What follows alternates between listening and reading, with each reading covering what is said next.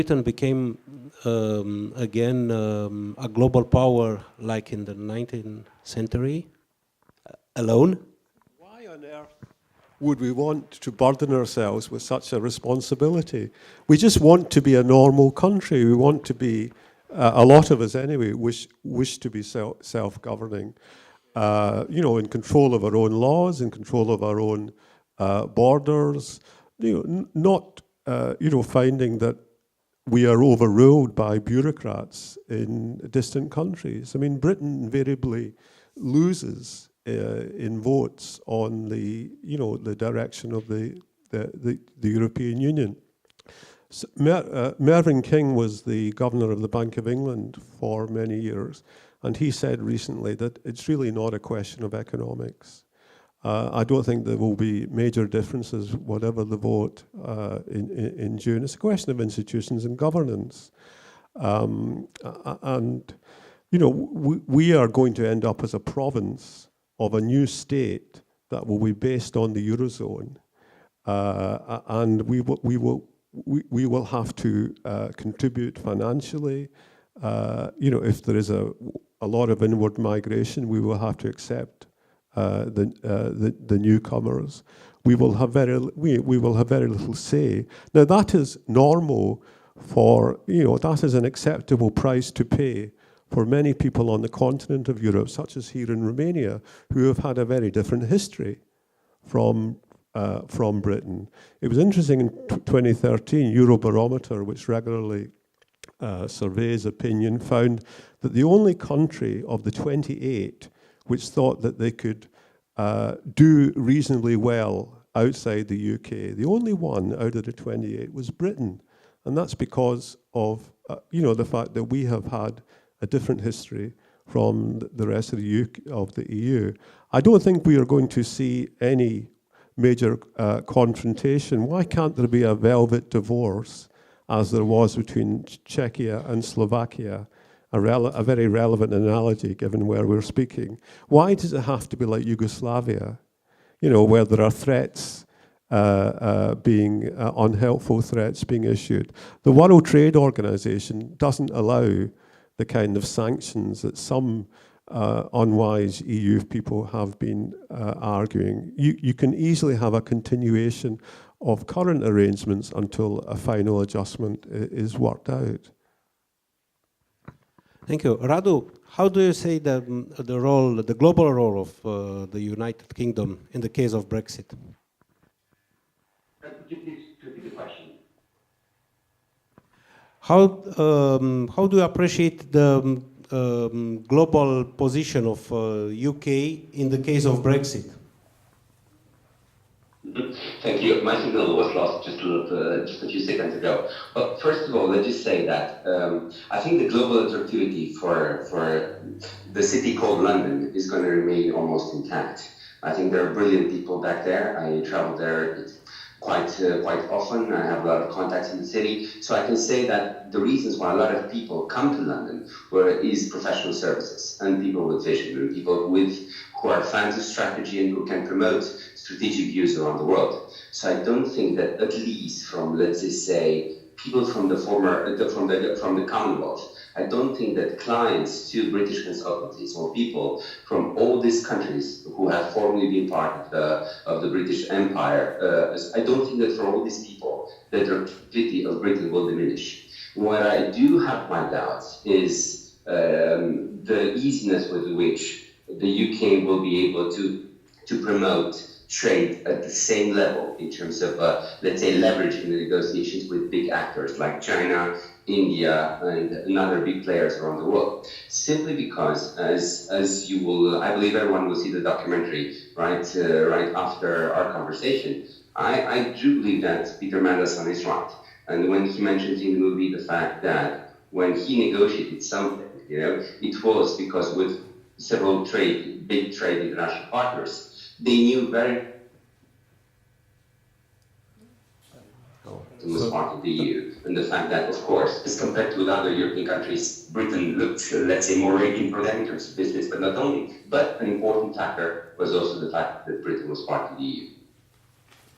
Thank you, Radu. Mr. Ambassador, London. can London keep its global role like financial capital in the case of Brexit? Thank you very much. Actually, I was in the City of London just on Friday, together with the Romanian Finance Minister, who opened the London Stock Exchange and then had a very good event with a number of investors and analysts looking at Romania, capital market development and links between Romania and the City of London. London is a great global financial centre with great talent from all over the world powering that, and I think that will remain. But we certainly feel that continued membership of the European Union is important in giving us the access to 500 million people of the European single market. So it makes us better off. I don't think that is, directly linked to the City of London. I think the City of London is a global capital, one of a very small number of global financial capitals around the world, and that will continue irrespective of the vote. But I think in terms of the economic and financial case, I think that is very much to remain in a reformed EU. And Ms. Ambassador, apropo, London, it's not about Brexit, but probably it can be.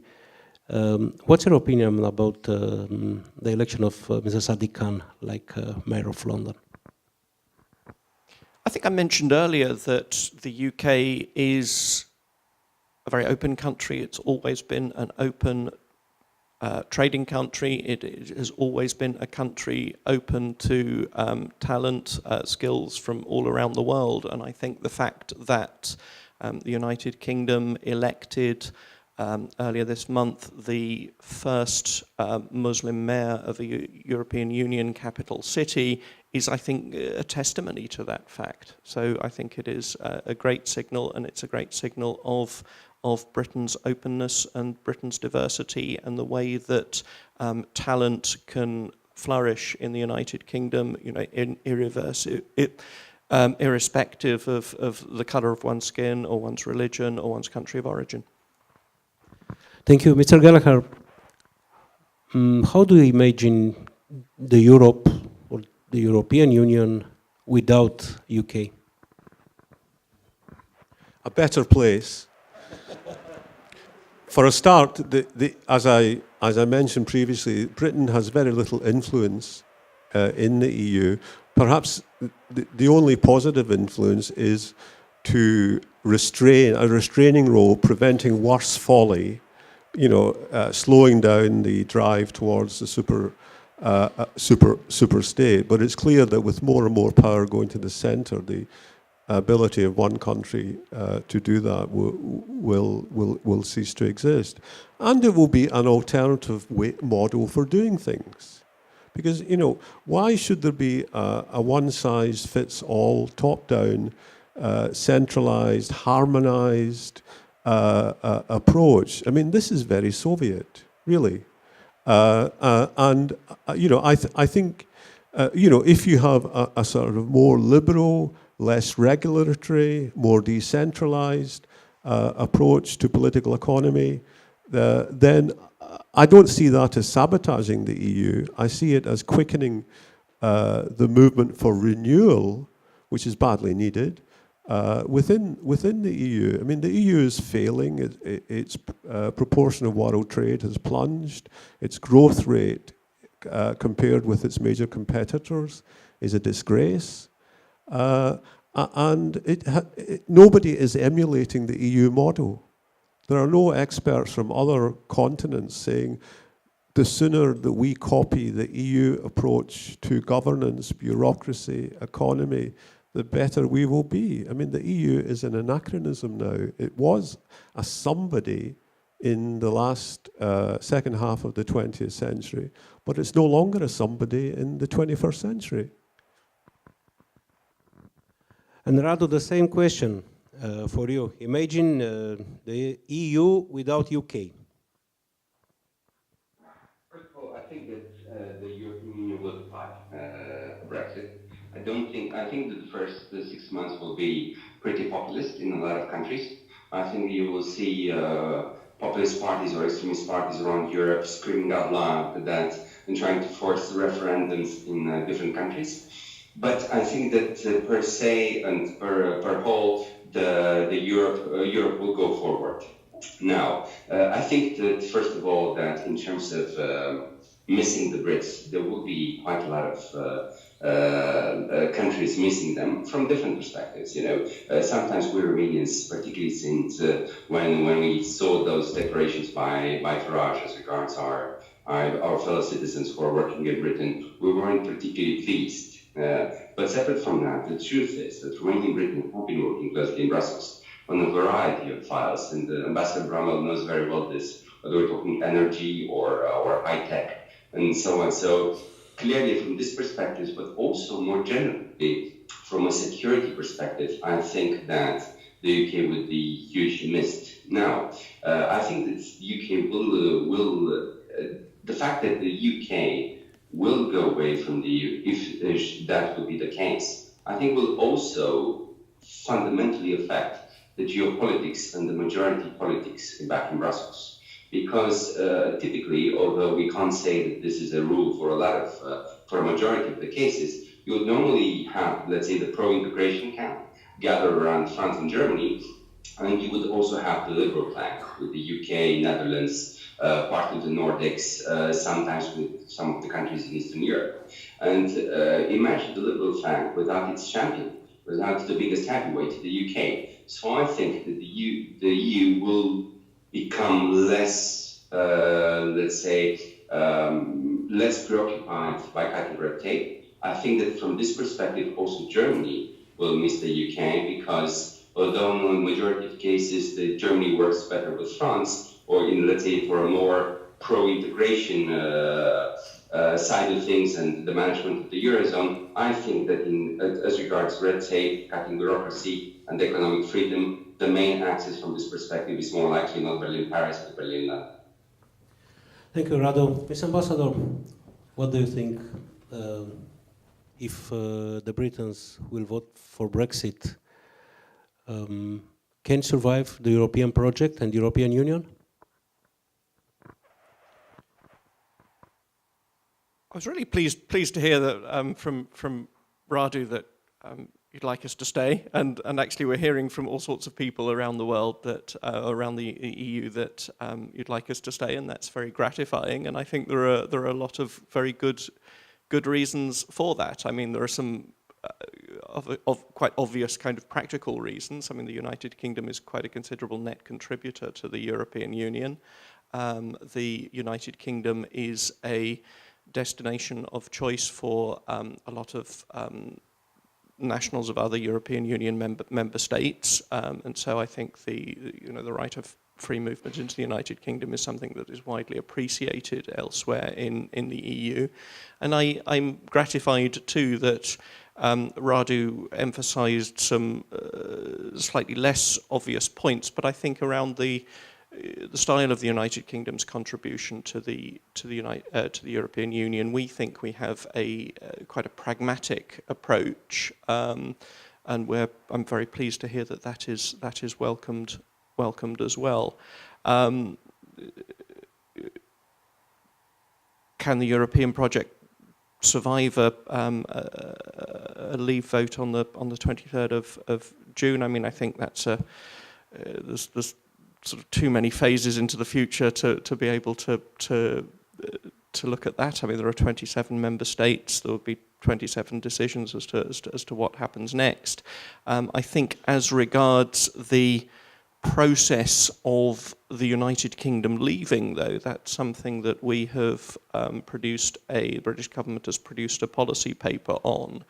And actually that's not the most straightforward thing at all. I mean, there is a provision, it's Article 50 of the EU Treaty, which provides for the departure of a European Union member state. I think what Article 50 makes clear is that this would be a negotiation, and it would be a negotiation involving all 27 remaining EU member states, plus the European Commission, plus the European Parliament.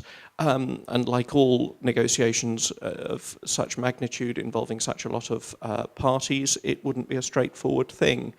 The estimation made in the government's policy paper is that the process of negotiating a withdrawal, negotiating new arrangements, and negotiating new